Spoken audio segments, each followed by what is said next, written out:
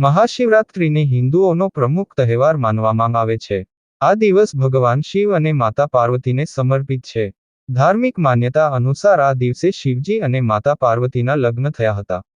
માટે ભક્ત ખાસ રીતે ભગવાન શિવ અને માતા પાર્વતીની ઉપાસના કરે છે. શિવજીને પ્રસન્ન કરવા માટે દૂધ, દહીં, મધ અને બીલીપત્રનો ભોગ લગાવવામાં આવે છે. ત્યાં જ અમુક લોકો શિવજીના ખાસ મંત્રનો પણ જાપ કરે છે. તેનાથી તેમના પર સદા મહાદેવની કૃપા બની રહે છે. ધાર્મિક માન્યતા અનુસાર મહાશિવરાત્રિનું વ્રત કરવાથી શિવજી ખૂબ જ પ્રસન્ન થાય છે અને પોતાના ભક્તોની બધી મનોકામનાઓ પૂર્ણ કરે છે. માટે ભક્તો પોતાની સંપૂર્ણ શ્રદ્ધાથી આ વ્રત કરે છે. જો કે અમુક લોકો વ્રત વખતે ચા, કોફી કે અન્ય કોઈ ડ્રિંકનું સેવન કરે છે. પરંતુ શું વ્રત વખતે ચા કે કોફી પીવી શુભ હોય છે? શું તમને પણ કન્ફ્યુઝન છે? જો હા, તો અમે તમને જણાવીએ કે મહાશિવરાત્રિના વ્રત વખતે ચા, કોફી કે કોઈ અન્ય ડ્રિંક પીવી જોઈએ કે નહીં. ધાર્મિક માન્યતા અનુસાર વ્રત વખતે ચા કે કોફી પી શકાય છે.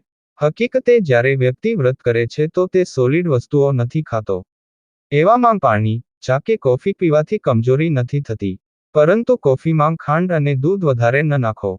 ખાલી પેટ કેફીન લેવાથી તબિયત ખરાબ થઈ શકે છે. માટે વ્રત વખતે દૂધ અને ખાંડવાળી કોફીની જગ્યા પર બ્લેક કોફી લઈ શકો છો.